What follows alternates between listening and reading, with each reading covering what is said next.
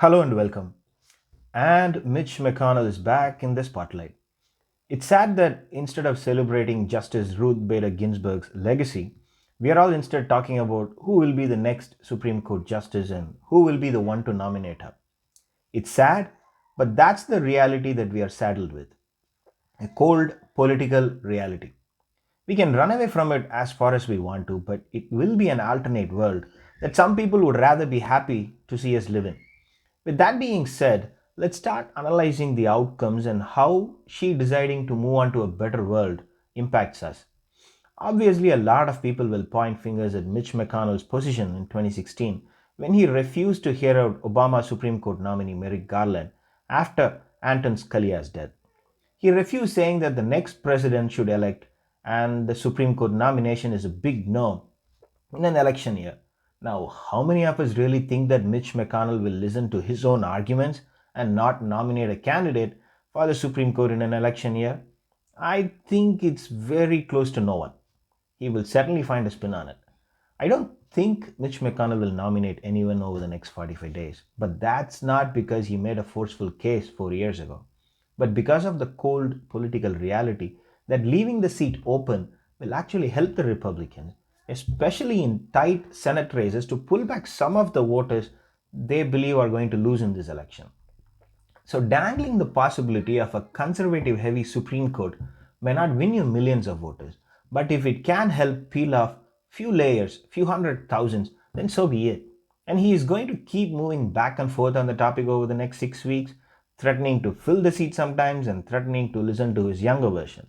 It helps as long as the seat remains the topic. It's better than COVID and talking about why we are against masks. It helps remind people that true conservative values start with electing Supreme Court justice, not deficits and fiscal responsibility. So, will it work? Yes and no. I don't think even Mitch McConnell knows at this point which direction he would like to lead this issue. He is most probably, I believe, leaning towards keep the bluster, leave the seat open, and wait for the next president. The presidency looks lost. So let's focus on keeping the Senate. If this issue helps achieve that goal to retain the slim Senate majority, then so be it. The NY Times reported that McConnell has already sent a letter to his colleagues teaching them how to handle the press. Over the coming days, we are all going to come under tremendous pressure from the press to announce how we will handle the coming nomination. For those of you who are unsure how to answer, or for those who incline to oppose giving a nominee a vote, I urge you all to keep your powder dry. Don't lock yourself into a position you may later regret. So, what he is saying is play politics. Once again, we will still don't know how this thing is going to play out. And as I looked at the polling data, more people trust Biden over Trump when it comes to nominating the next Supreme Court justice. And he held that lead for quite some time. Over the next couple of weeks, we will know if those numbers move in the other direction. It will be very difficult for people to change their bias towards Trump simply because so many people have started thinking or looking at him as a mismanager in chief.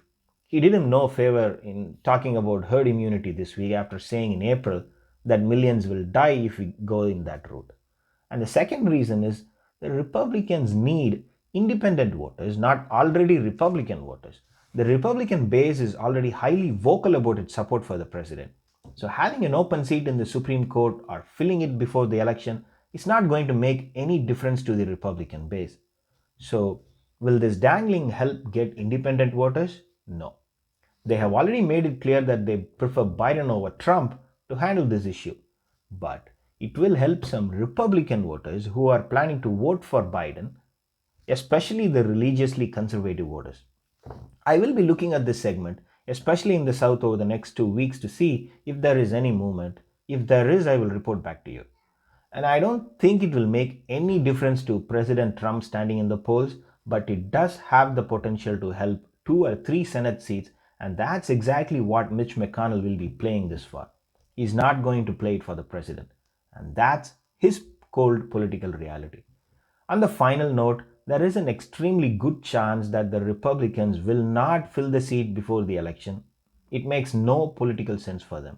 And for the man known for what do I have in it, why should he nominate someone this year when he can come back and do it? It makes no sense for him. For once, both the Democrats and the Republicans are on the same page, and I believe they will wait for the elections to be over. Thanks for watching.